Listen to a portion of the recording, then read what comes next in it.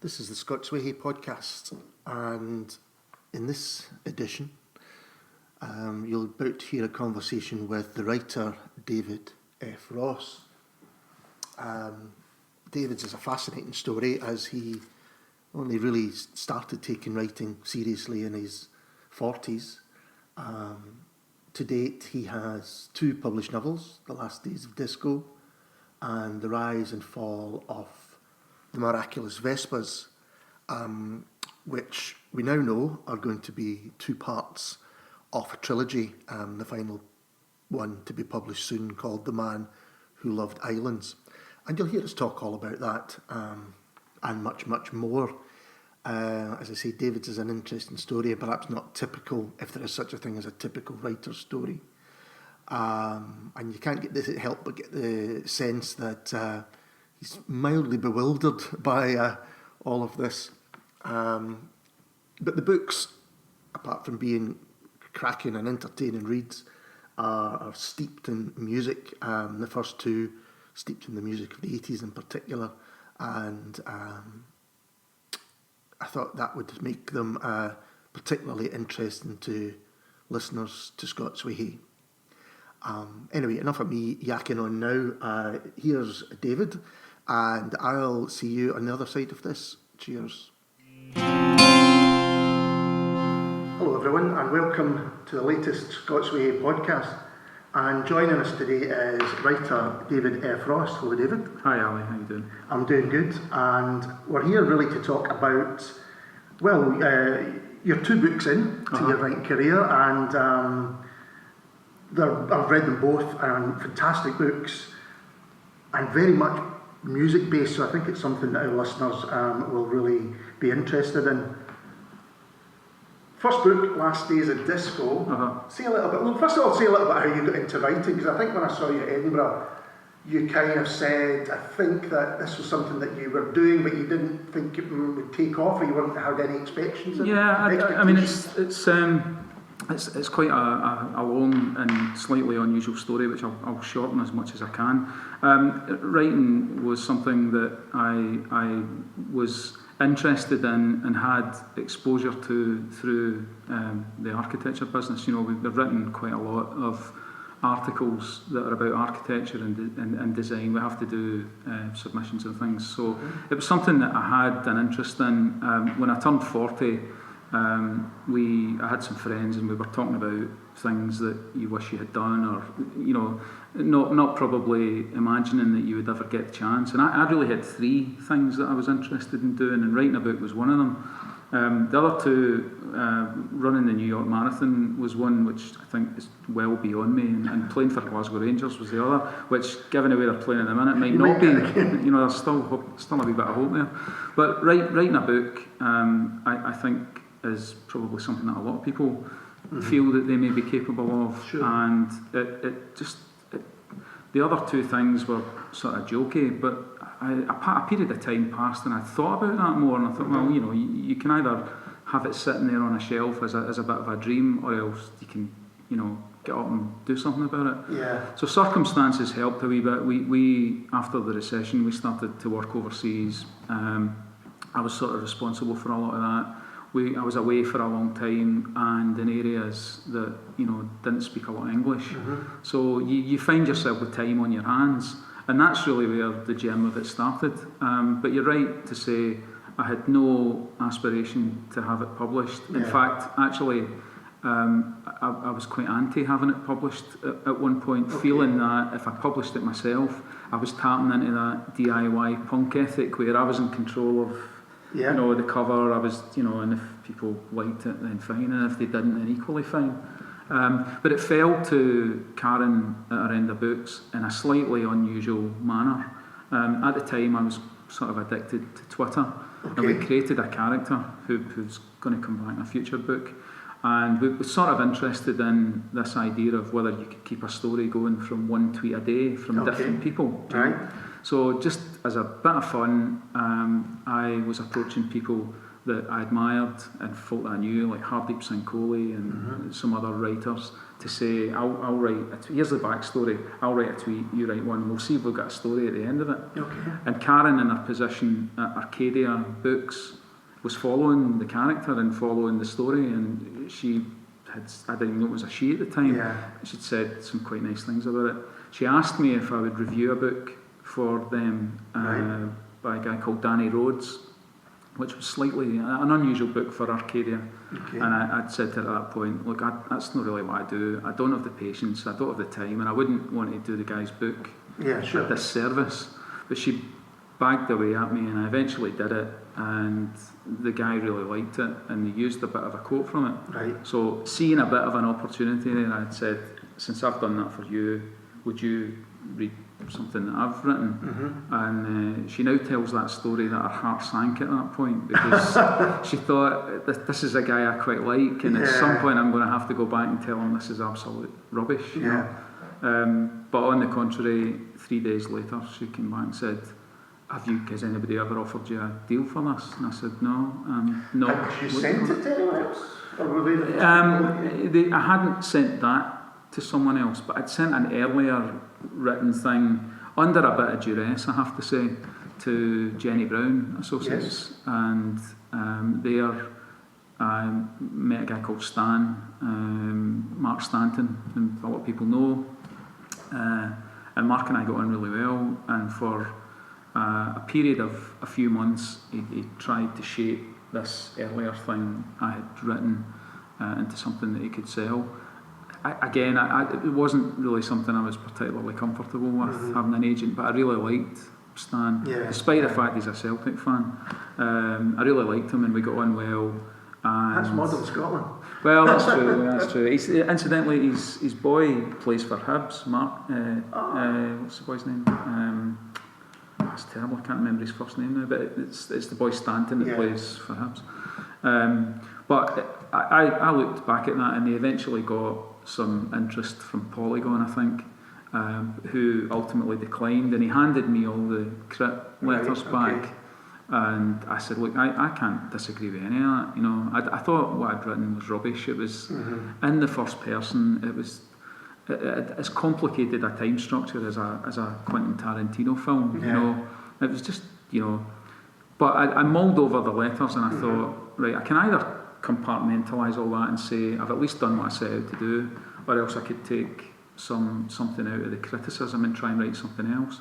And The Last Days of Disco really came out of that, deciding to do the second thing there. Right. Make the time structure simpler, focus on third person narrative, and think about characters more in a story arc. And you know, people have been quite complimentary about the strength of the characters, and I think it kind of sort of comes from that. Right. A comment somebody made that I'm not quite sure what motivates these people in the previous thing.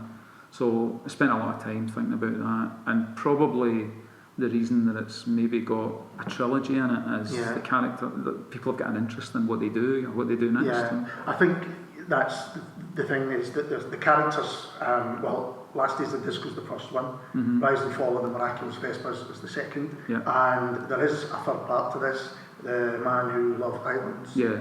Same characters and a lot of... generally, yes. Although I think didn't set out to write a trilogy at the beginning. Again, you know, I know it's going to make it look like everything I do is just happen, and there is an element to that, you know, because I still kind of look at this and think, this is a bit of a laugh to me, you know. I've got a day job, you know, and I'm just having a bit of fun with all of this. And it's great that people like it and that it's starting to go in different directions. But fundamentally, you know, it's what fun can you have with the stories first and foremost, you know.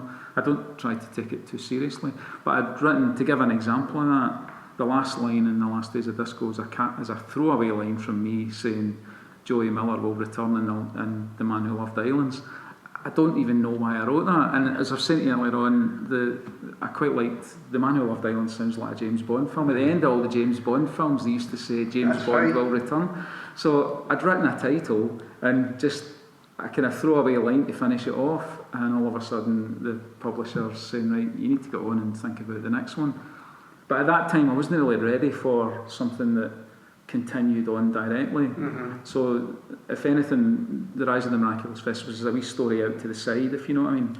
Yeah, absolutely. Well, I'd have to read the third to see how that works, but certainly I know what you mean, because the Vespas do appear in the last days of Disco. Yeah.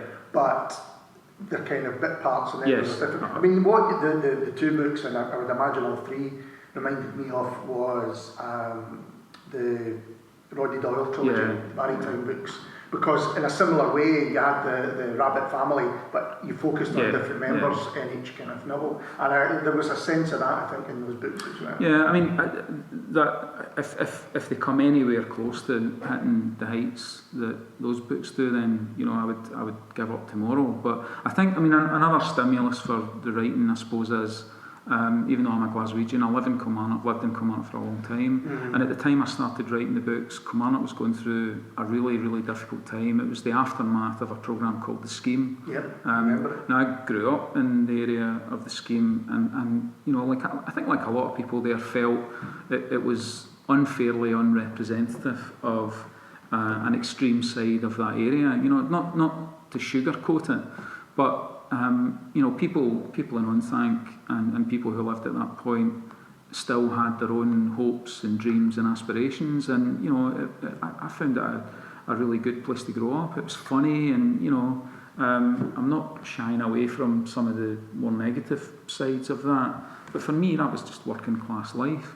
So I thought if I could write something where I think people of Ayrshire felt, well, that maybe rebalances this a wee bit, and that only really started to come into mind when I kind of figured that people are latching on to the book and they really like it. I mean, I wouldn't be as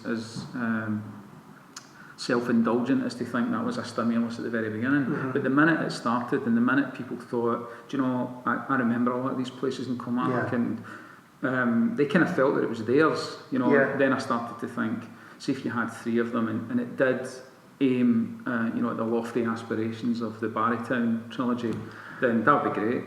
I think the thing that works for me is, because I don't know come out that well, obviously, apart from visits and down the Ayrshire coast and stuff, but the people and the places absolutely run true. I mean, and I was sure if I'd gone, I could have found a couple of the places that you'd written about, and I think that's what makes it appealing to whoever reads it. Where we were talking before we started recording about the German version, and we just been to Germany, and we were discussing how a German readership would take to a book written in Kilmarnock in the in the 80s, but they have. Yeah. I mean, and I think maybe it's me picking up on books that have influenced me or things that I like, and a lot of them are where the context is almost a character in its own right. I like that idea of people feeling that you can look at a book and think, I can visualise that place, and I know that if I go there, it will be there. It may have changed over the time, but the grain of what that place is about is woven into the reasons why maybe some of the characters act in the way they do. But I think people ask about, there's a common question people ask, and it's well, you're an architect on the one side and you write books on the other, and there's clearly not much of a connection between the two, and I don't see it like that at all. Architecture is about people and how people react to the environment that you maybe create for them, whereas the way I see the writing that I do is it's how they're reacting to the environment that's already there, and it's a similar kind of thing. I've never really understood why some people would create an environment and call it a fictional name when it's clearly meant to be somewhere. I don't quite know what the motivation for that is, to be honest. So it's up to them if they do it, but I don't think it's anything I would ever do. Well, I mean, if you had I don't know, come up with a fictional name for this place, you would have had people who knew the place coming up to you, and why didn't you? It's as if you're not copping out exactly, but because, I mean, in some ways, you don't shy away from the more the darker side of what life is at the time. There's a lot of crime. Was that a deliberate decision to write about that side of things? I think in the west of Scotland there is this not mythologising. Well, it is a bit mythologising of crime, but not necessarily in a negative way. It's just the way that it's almost been sold to us in media or things like that. I think the real answer to that is in understanding how close I probably came to that. To be honest. I mean, I'm from a very working class background, and I'm not diminishing that in any way. But I think when I look at some of the other people who came from the same background, I could easily have gone down that route. Sure. And it's more by luck than design that I ended up going. I mean, I was the first person in my family to go to university. My dad worked in the railway, and his dad before him. Everybody worked in. I remember my grandson once. Everybody worked in transportation in our family because they found if they had to run away from something, it was an easier way to get it. They didn't have to pay for it. But they were all in very union oriented working class jobs.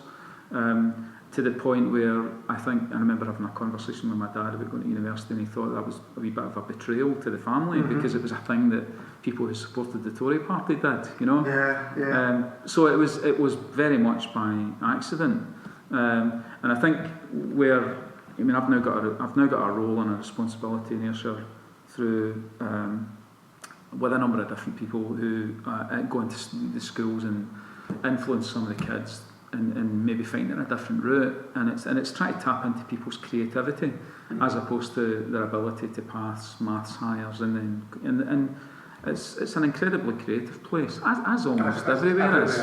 And I think that element of trying to balance the aspirational bit with not sugarcoating the reality of what I find that interesting, but I also find it quite funny. And the humour, I think, comes from the fact that there's maybe a lack of self-awareness in a character like Fat Franny, who feels like he's simply following the Thatcherite ideal, and to a certain extent, maybe he was, Absolutely. And the creative side in all the books is music. They're steeped in music. And I should also say, as well as talking about where they're set, it's when they're set as well, which is the 80s. So if we talk specifically about the last days of disco, it's got the backdrop of the mobile disco and turning up with your decks and with your box of records and saying, right, I'm your DJ for the evening. Now, I remember that well as well. And it does seem like a very specific time. I think not long after that, you had, maybe I just went to better clubs as I got older, but that seemed to be very much in the kind of early to mid 80s. Yeah, it predated nightclubs probably by 2 or 3 years. I think maybe by 85, you were getting that sense that people were going out to clubs, not just going to the local hall. And I think in Ayrshire certainly it coincided with what now looks a fairly ludicrous licensing. The licence was to 4 or 5 in the morning. It was crazy, and you got people leaving the house at 1 in the morning. It was just mad. But they were going to a nightclub. They were packing it out.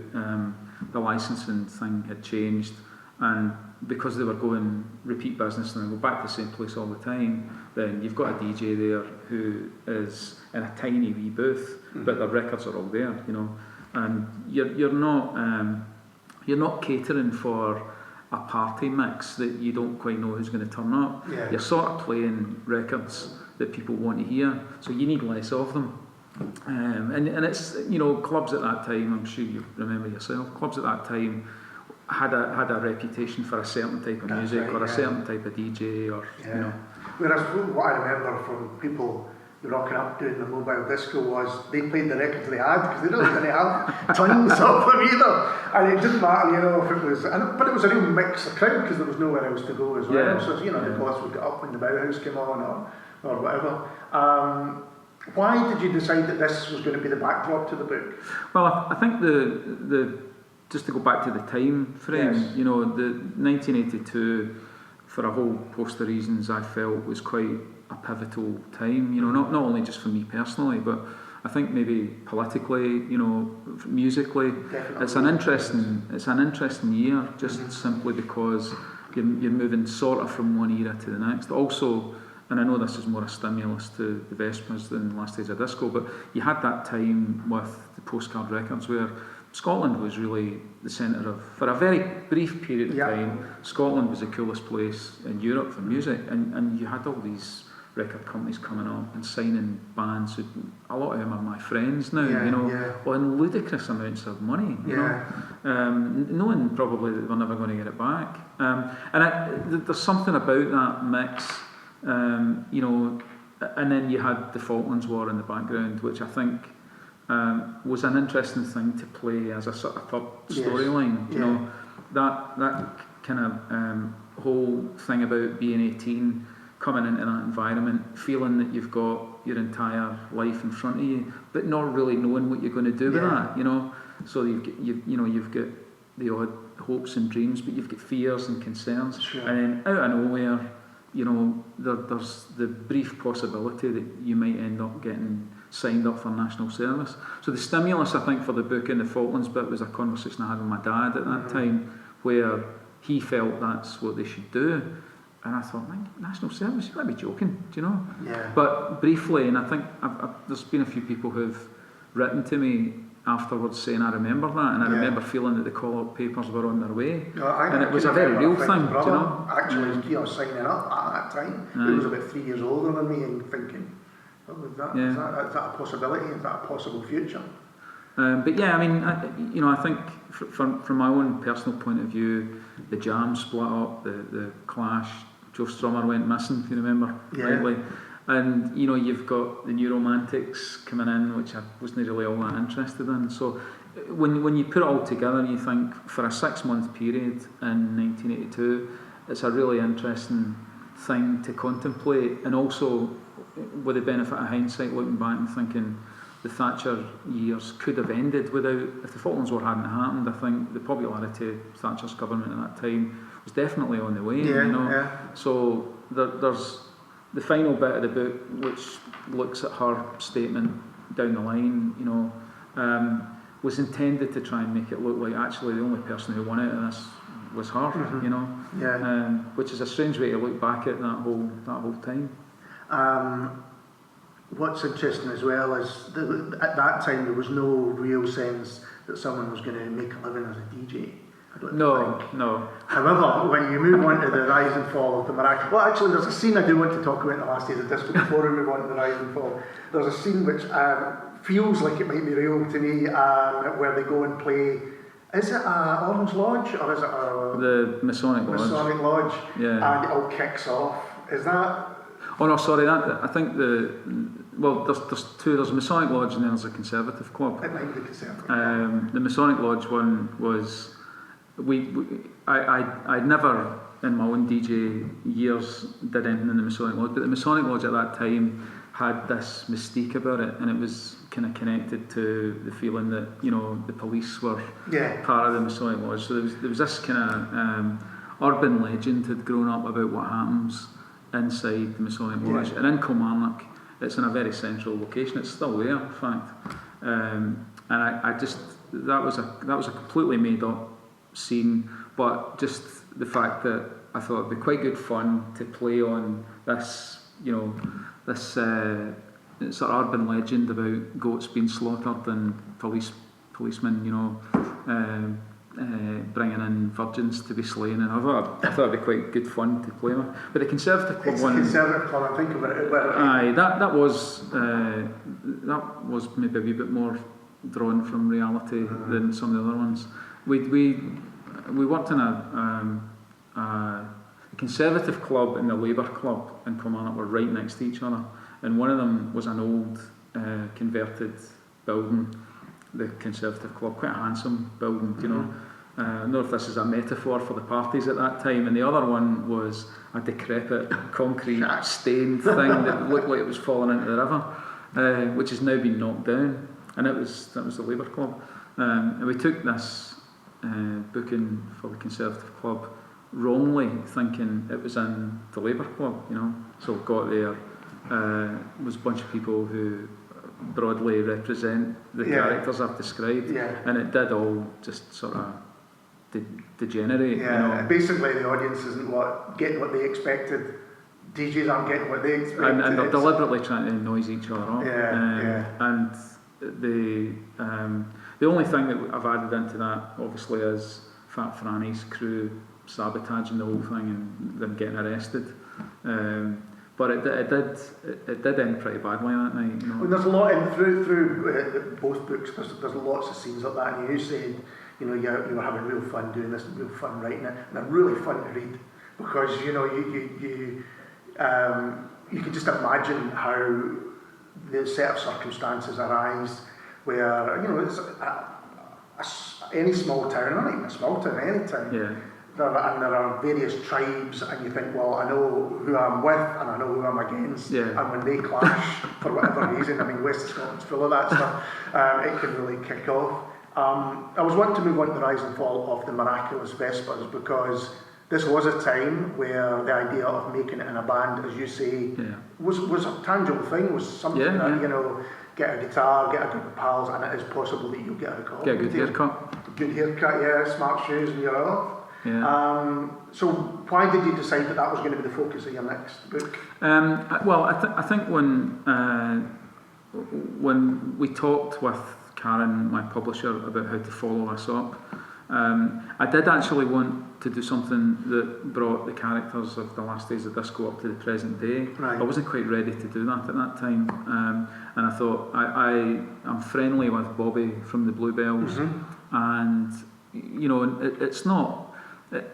I'm quick to point out it's not Bobby's story, but Bobby was involved in a band that had a massive #1 single, and some of the stories that he tells around that time about, you know, innocence abroad and going to Top of the Pops and things like that, I thought, you know, I haven't. There's some factual books, and there's some great factual books about that time and about some of the characters like Alan Horn and, you know, Alan McGee and all the rest of it. But there's not a fictional book, and I thought I'm interested in that idea that from an Ayrshire background similar to the first book, you can get this acceleration and have a #1 single. In a short space of time. In a short space of time, and it was interesting to me to think of all, you know, the kind of stars aligning for that to happen, and some of them are quite unusual. But you know, the stimulus of that being that in those days, Malcolm McLaren and Bernie Rhodes from the Clash, the managers felt they were more important. In some cases, the music papers supported that notion. So I thought this would be quite a good idea to have a guy who was in a band, has been put in hospital, has developed this psychoaddictive disorder, which, you know, makes, on the one hand, makes him very driven and visionary, but on the other hand, makes the things that he often says fairly questionable, you know. And I quite like that idea, that he's now going to, aged only 18 or 19, put together a band of equally dysfunctional people that somehow there's a bit of, I don't know what you would call it, there's a bit of, they just gel, you know, despite everything, and they make this fantastic record. But inevitably it has to fall apart, you know. Of course.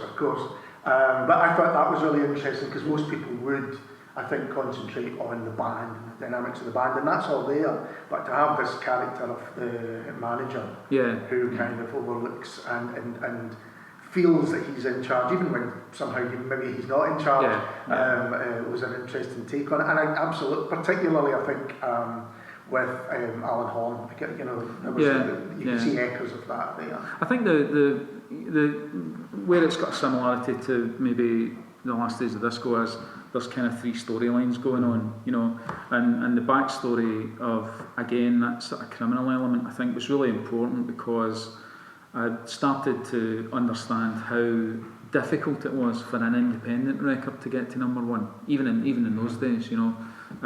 Where would they get the money from? How can they influence distribution and all the rest of it, you know?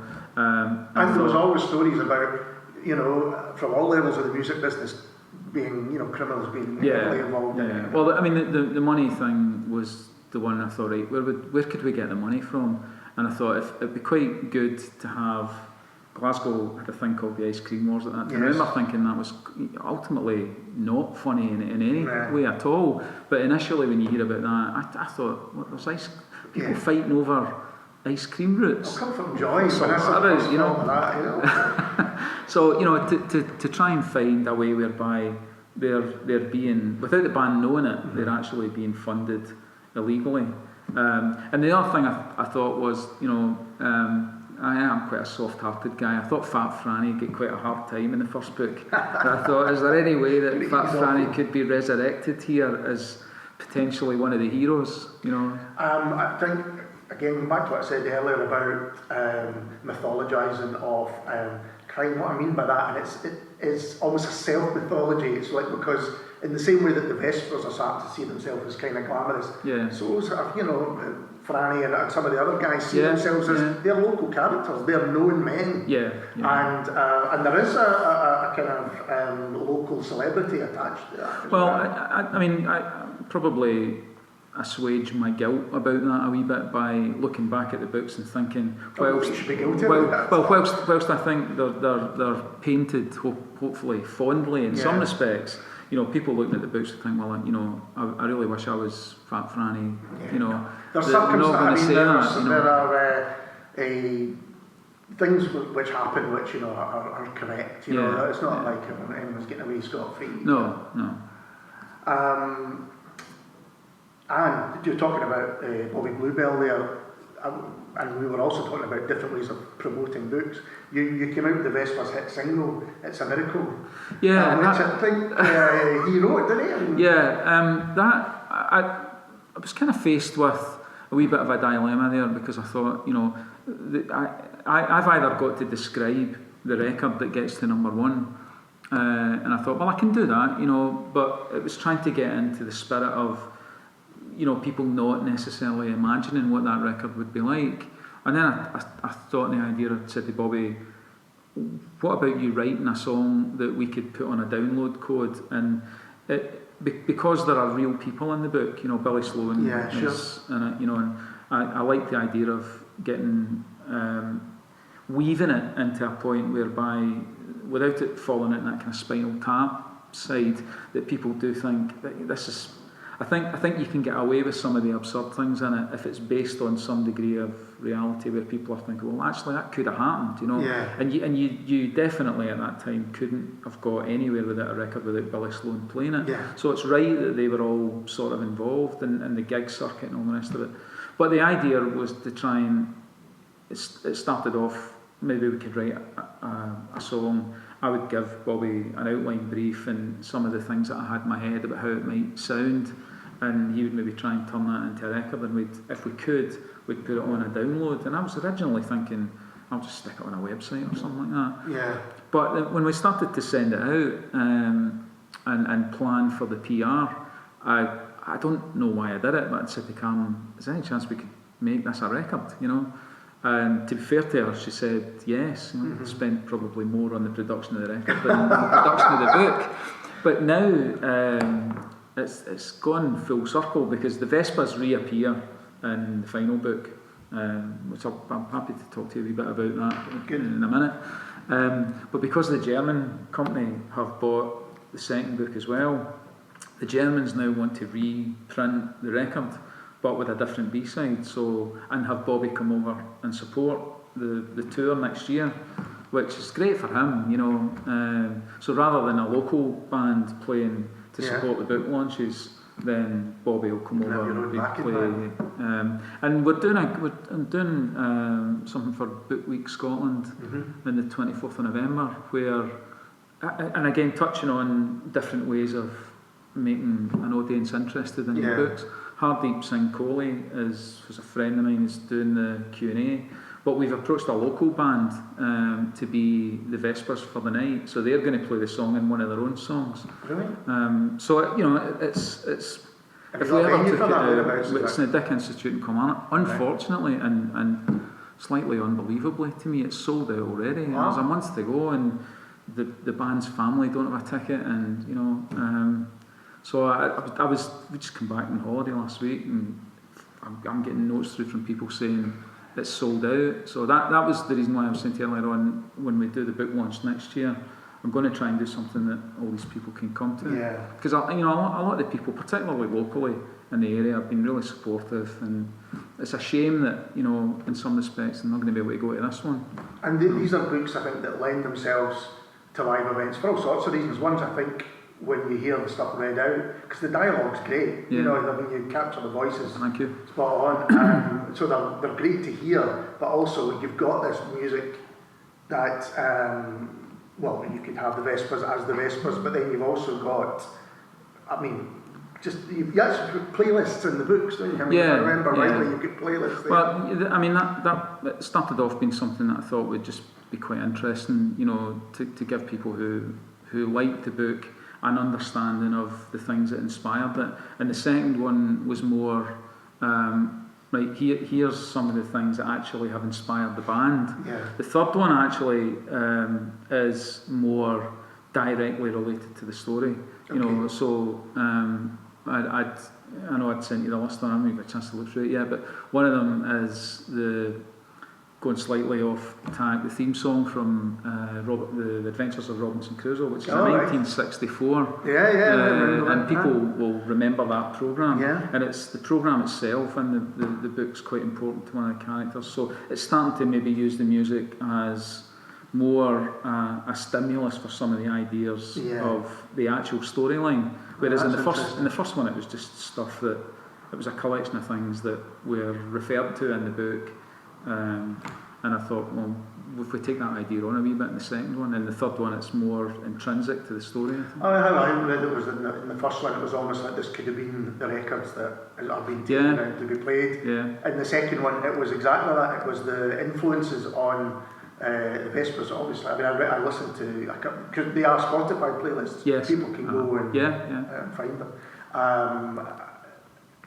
And what comes through in all the books is your absolute, I was going to say love, but I might say obsession of the music. Is that fair enough to say? I think so, yeah. Yeah. I probably poured over ultimately the selection on the final one more than the structure of the book, to be honest. I can imagine. Because I'm sitting thinking, right, what will this?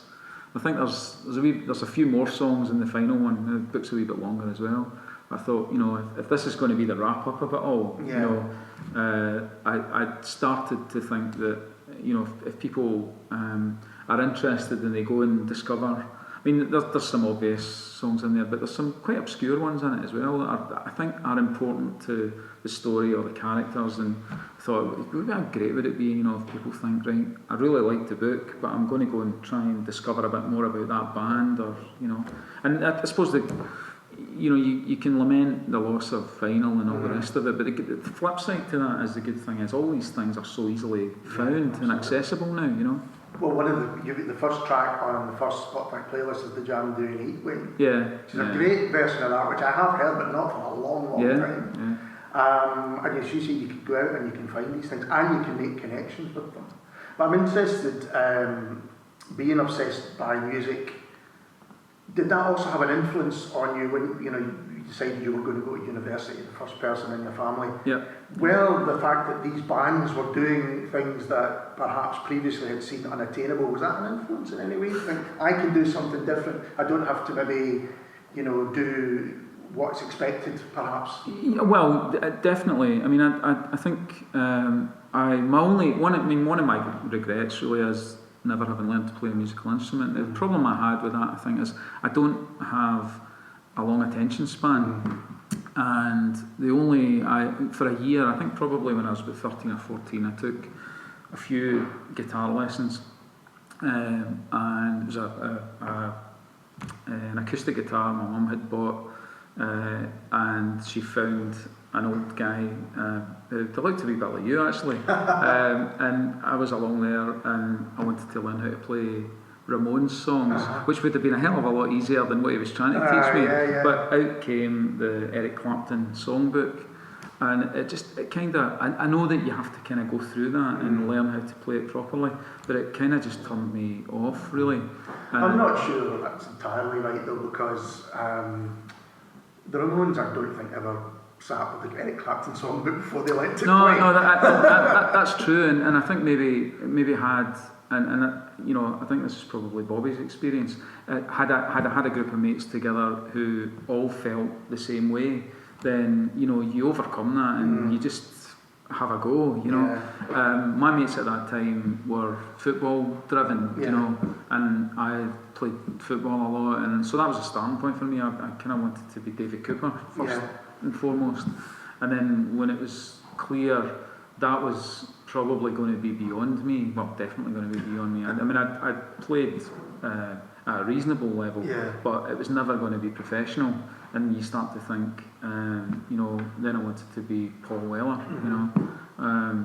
But the disco and the mobile disco aspect of it was a shortcut route to doing that. You know, you're sort of involved in music and what that feels like, and that whole thing about trying to build an atmosphere with a crowd, but without putting hard graft in to let it play something. Well, I think it's interesting, and it goes back to something you said right at the beginning about wanting to write about an area which you felt has maybe been underrepresented in arts, for want of a better term, and culture, or when it has been represented, as with the scheme, it was in a certain way. I think there's nothing better than if you discover something that is creative, that's about the place where you're from, or nearby the place where you're from, or any of that it can inspire other people to think, maybe I'm not going to be a writer, but I might be able to do that, and it suddenly opens up possibilities that people don't see. Well, definitely. I mean, I think kids get a really tough time these days, you know, and I think the education system is quite difficult at the minute, and it's getting harder on them to kind of qualify through examination results, and there's pressure on the teachers to make sure that the scores are high, and they don't teach creativity on that basis because the curriculum doesn't really find a place for it, you know. So what we're trying to do in a slightly different way through the practice here is to teach that design creativity, and it would be great if, you know, the SQA could start to think about, you know, mechanisms whereby some of the cultural or the arts were fed into, you know, second and third year. And I know a lot of them are doing this, it's just not widespread enough at the minute, do you know? And there's no route out either, do you know? Yeah, and that's why people do have to try and find their influences elsewhere. Yeah, and I think also, it's not just about throwing money at something, do you know? You know, some of the more creative people in arts and creativity find a way, despite, you know, they just occupy space, or they find a way to get by without necessarily the funding, because it's always the way that they've had to work. And, you know, Postcard Records is a perfect example of that, you know. 15-year-old guys from East Kilbride can get in that parade. So let's talk about, because I realise time's cracking on, we could probably chat for some time, but let's talk about the third book in the trilogy, The Man Who Loved Ireland. Well, that's just been submitted, hopefully for publishing scheduled in spring next year. And I suppose it is looking at the two central characters of the first book and how their lives have turned out, you know, and it kind of starts in the present day. Excuse me. In the present day, they're both 50, they've fallen out, they're successful in their own right up to a point, but deeply unhappy and depressed, in fact. Bobby has become, not necessarily a superstar DJ on Ibiza, but he's a resident of Ibiza, having graduated over there and moved over there in the mid-80s. And he's been lucky, but he's being sort of classed as a bit of a has-been now there, and his life's not turning out the way he would have hoped. Joey, or Joseph as he prefers to be called nowadays, is a design professional, believe it or not, who is coming out of a fairly bitter failing marriage, and he's really alone as well, you know, and I think has some mental issues and anxiety issues and all the rest of it, and they've fallen out, you know, fairly seriously. I don't want to give the game away too much, but sure, I think ultimately it's about them being drawn back together and realising that actually their friendship was something that should never have really gone into that situation. Yeah. Someone who's quite close to both of them dies, and they decide that what they would quite like to do, having buried the hatchet with each other, is do something to celebrate that life. And because they've got a wee bit of money and they can probably afford to do it, they think about something quite dramatic. And although it's not their original idea, Max Mojo comes back in and plants the seed of this original idea. They end up looking to try and put together a one-day, one-off music festival on the Ailsa Craig, which, as people may know, is an uninhabited rock and just off the coast of Ayrshire. And the idea for this, to me, came from reading a story 3 or 4 years ago about it being up for sale. Do you know? Right, yeah, it's apparently been up for sale for quite a while. Yes. And the price got dropped, you know. And I thought this would make quite a good story, that they decide that they want to do this and get persuaded by Max that it has to be on Ailsa Craig.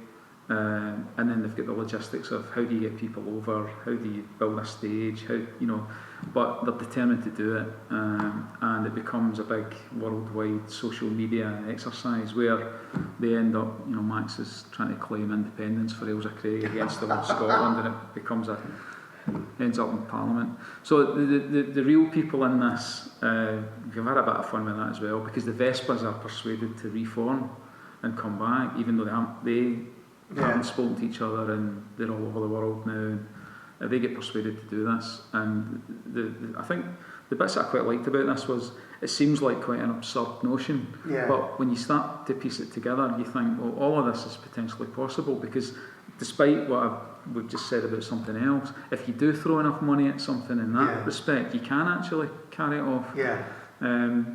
So it's a wee bit of a it's the mechanism by which these two friends who are too stubborn to talk to each other kind of find each other again, you know. And I think that's a very common thing, that, you know, people have arguments that mean they haven't spoken to each other for years and sometimes can't even remember what the hell the argument was about. And as they, you know, as other things happen and as they get older, then you know, will they either never make it up or they have regrets that they didn't. Yeah, I mean, I think picking up from the end of The Last Days of Disco, where, you know, Bobby certainly, it's quite a traumatic sequence of events he goes through, more so for his brother, admittedly. But being of an age whereby, you know, at the start of the whole story, you're just solely focused on, you know, things being great and things being good, and then all of a sudden circumstances come in, and before you know it, half your family's gone, and you know, it was completely out with your control. The kind of stimulus for him running away to the islands, or to Benidorm, as they start to go to Benidorm to work there, is just to get away from it all, you know. And because they still are from that west of Scotland environment where males find it probably a bit difficult to tell each other. He can't tell his best pal why that is important to him. So they just kind of drift, and these chasms become greater. And, you know, I was quite interested in that. You know, the fact that I think the kind of thing about being young and being at that age, even then, you know, when you don't have social media to support it, you felt like you knew everybody. So the first two books are kind of in quite a small context, but there's a lot of people in them, and there's a lot of connections, and he knows him, and he knows, and that contrast between, you know, you're older and they're my age now, and I'm fortunate that I've been to a number of different places, and the world's really quite a small place for us. Yet by the same token, your friends start to, the numbers of people that you would call your really close friends start to sometimes diminish. And you sort of feel that you know less people. And you're aware of the fact that the older you get, some of them burn there. Yeah, much sure. longer, it was an interesting kind of. Hopefully, it's still funny. Well, I mean, I'm sure it is. And it is. It sounds perfect because when you start the last days of disco, it feels like the kind of golden summers of, where you're discovering really, falling in love with music, falling in love with women, falling in love with, the possibilities seem almost endless no matter where you are. Like you were saying, people might say, "Oh, you're from where? Or that's a bad area or something like that." You don't notice it when you're growing up in it. You don't. And then for them to come to a kind of, not conclusion, but to kind of celebrate what went on all those years ago. That's really interesting. And so this, once this trilogy is done, is that you putting these characters to bed, or are you not even thinking about that? Or? No, I don't. Something else that you don't think so. I had an idea. I think Fat Franny was a great character, and I had an idea about Fat Franny at the end of the Rise and Fall. I think is clearly on his way to some form of dementia. I think it's kind of the signs are beginning to be there. Sure. And whilst the last thing I would want to do is treat that as a subject for humour, I think it's an interesting subject to put into a book for a man like Fat Franny. Sure. And so the idea I'd had with that was that he's now moved away. He's not really part of that criminal environment anymore. He lives quite quietly, running a bed and breakfast. But he's been involved in certainly having a lot of people put away in prison. And I quite like the idea of just at the point where maybe that dementia is beginning to affect him. He's having to be put on a witness protection program because some of these people are coming back out. And just to try and look at somebody's life at that point in a way that investigates that a wee bit more. That kind of loss of identity and loss of, but in a way that still can sometimes be quite funny. In all the books, you talked earlier about anxiety and about mental health problems, and they all deal directly with that. And there's a bit of that in all of them, I suppose I think there's a bit of that in all of us. I agree. And it's not. It's a kind of for a whole host of reasons. Maybe less so now than at this time. It's still quite difficult to admit that to people, and it's still quite difficult to bring that up in a way that. It's treated as well. It's just a part of life, and it's an illness, and people have to address that, But it's just quite refreshing, I think, to see. And I kind of think with all your writing is, it's not in any way sensationalised. You're reporting like this is how I see it. This is how it was for me. This is how it was for people I know, and just stating that. And I think that in itself is quite unusual. To have that kind of directness, and it makes the books feel realistic, and it's still funny. That's a difficult thing to put on. I think maybe because I didn't go to university to study literature, and I wouldn't, even now it still bristles a wee bit to call myself a writer. I think the influences that I've had are not necessarily as literary, let's say, as other people who have got a far more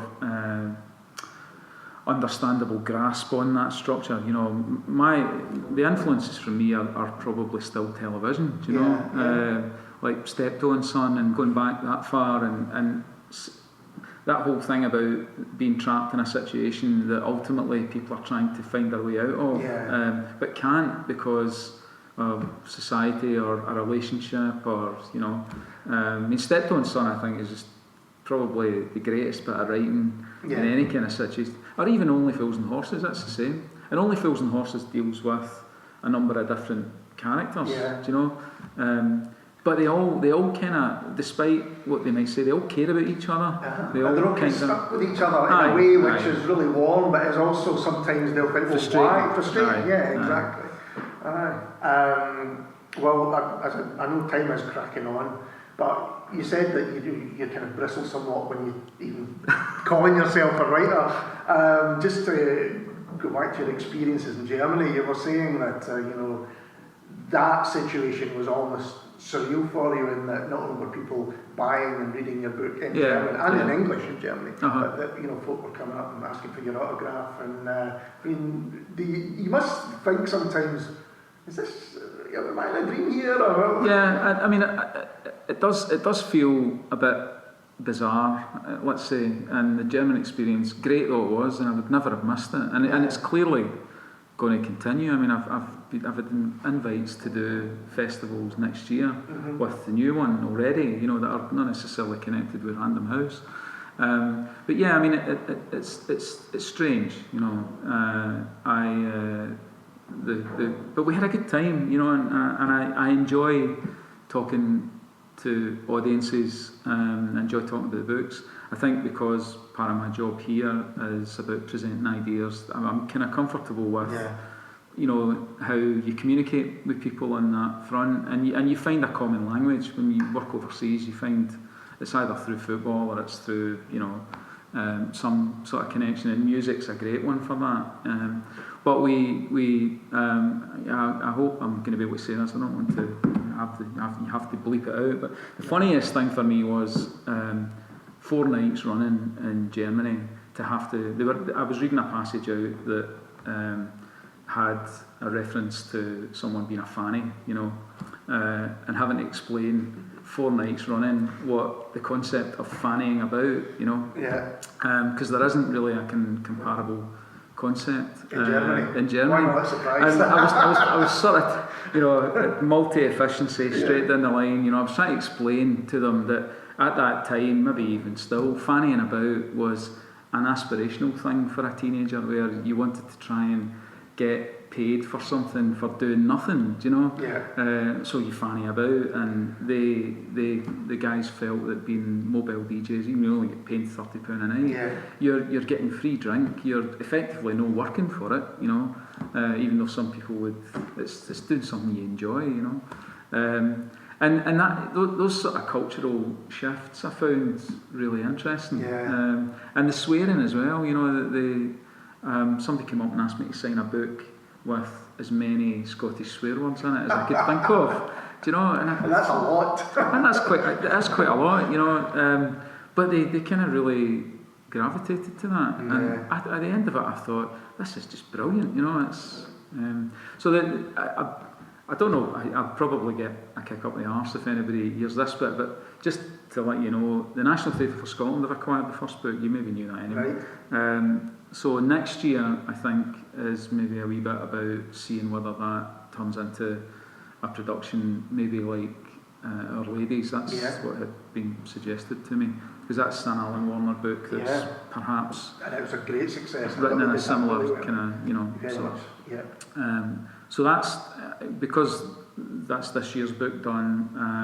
I have another book which is called Glaswegian Rhapsody finished for next year, but I maybe take a wee bit of a break from the writing and see how the theatre thing goes, and do a wee bit more of the promotion with these 3. So when you start to say that's this year's book done, you're talking like a writer, even if you don't well, think of yourself as well. I suppose that's where I can understand. For the first time with the Vespas, I can understood the publishing nature of scheduling and timing, and a pressure on a title and a rough outline of what the book was going to be. And I thought, this is really bizarre, and Carl's explaining it's for an American process that probably looks 18 months ahead of where it's going to ultimately be. I thought, well, you're asking me to write a title and a rough outline of a book, and I've got no idea. I have to worry about it. That's, So you need to put it in their catalogues, even if it's never written. That's it. So. Well, David, I think we've taken up your time for long enough. That's great. Thanks very much for talking to us. It's a real pleasure. Fantastic. And we'll be back very soon with someone completely different. Cheers.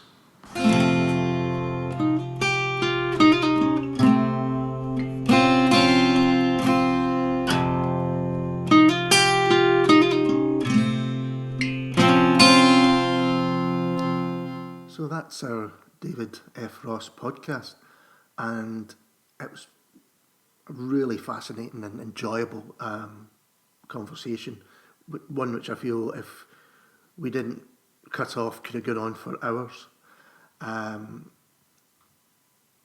David spoke of events coming up to do with not just the rise of the Miraculous Vespas, but also when The Man Who Loved Islands come out. And I would highly recommend, if you can, to get along and hear him read for them, because they're really enjoyable and entertaining books to read. They really work well, read out loud. But also, it sounds as though there's going to be lots of other events around them, with some live music and perhaps even him dusting off his decks again to play some of his tunes. As we mentioned, there are Spotify playlists, and we'll link to those on the website. And we also mentioned the 7-inch single release of It's a Miracle by the Miraculous Vespas. And I think we'll finish with that. So here they are, the Miraculous Vespas with It's a Miracle. Thank you. And thank you.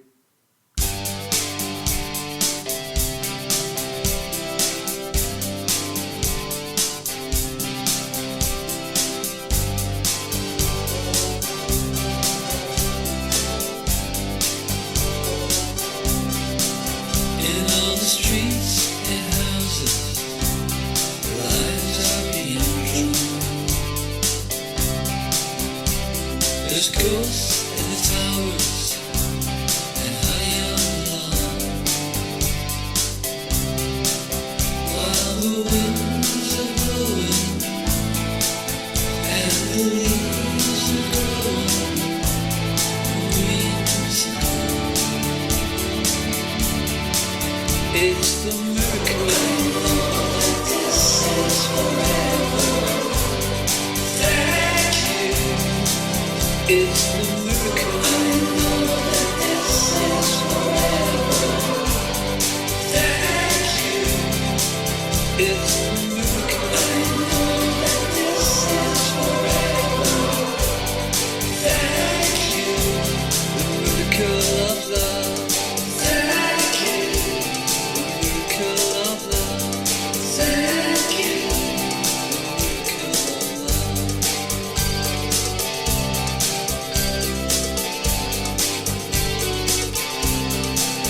All my doubts and demons fall at your knees,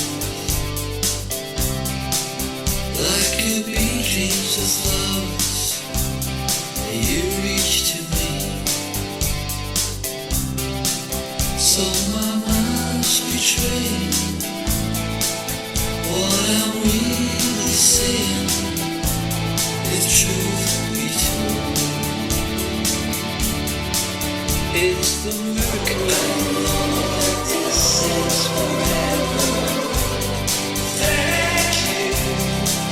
It's the miracle. I know that this is forever.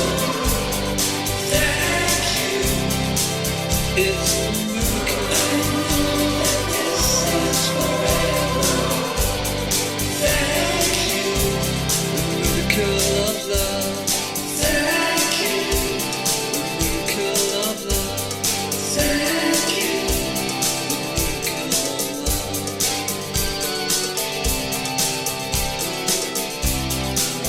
While the winds are blowing and the leaves are growing green and snow, it's the